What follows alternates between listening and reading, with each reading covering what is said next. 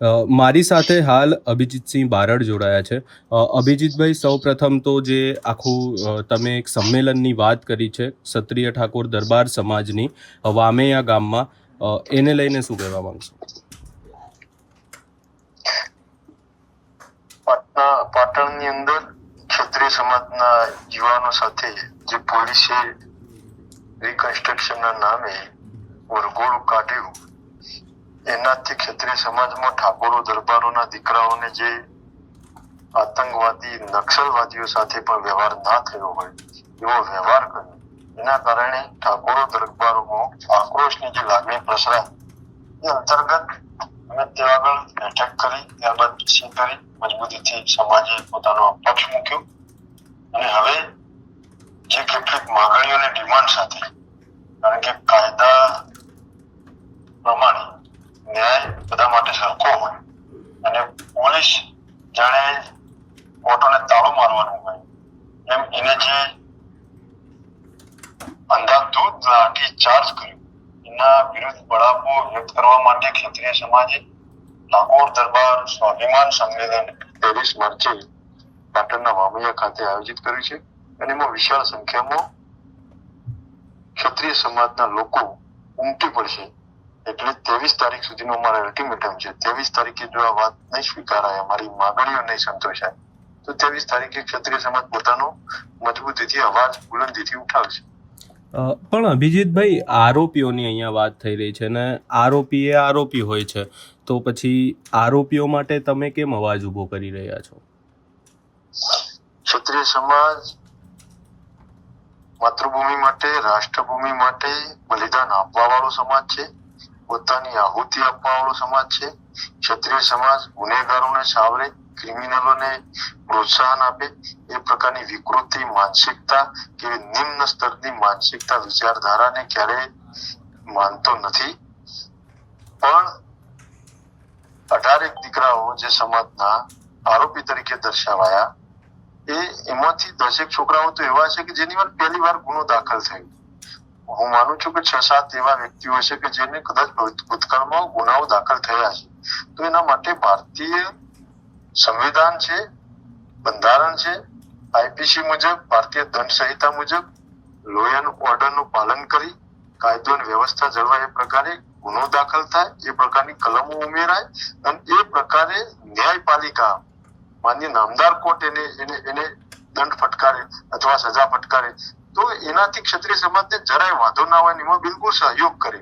પણ જાણે રક્ષક જ ભક્ષક બની ગઈ હોય, પોલીસ પોતે જ જાણે કોર્ટો તો માત્ર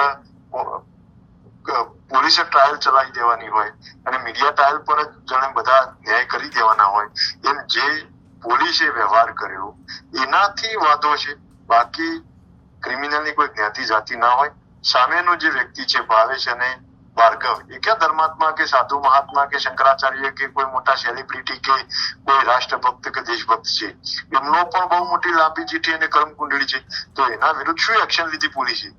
રહી વાત બીજી, પોલીસે રિકન્સ્ટ્રક્શનના નામે વરઘોડો કાઢ્યો, જાહેરમાં સડે ચોક ઢોરમાર માર્યો અને જ્યારે સંવિધાન એવું કહેતું હોય કે તમે આરોપીનું તમે ચહેરો પણ પ્રસારિત ના કરી શકો, એને પણ મોક કરવો પડે, તો આ તો હ્યુમન રાઇટને હાથમાં લઈ અને અમાનવીય વ્યવહાર કરી એમને મારતા જોડતા જે આરોપી સામે પક્ષે જે છે જે ઘટના ઘટી એના ફાર્મ ઉપર જઈ અને તમે આરોપીઓને ઉઠ બેઠક કરાવો, ત્યાં આગળ જઈને માફી મંગાવો અને એમના નગ્ન વિડીયો બનાવી અને એ ભાવેશને તમે વોટ્સએપ કરો, એટલે પોલીસની આ કરની કથનીથી અમને વાંધો છે, પોલીસની આ વર્તણૂક અને વ્યવહારથી અમને વાંધો છે.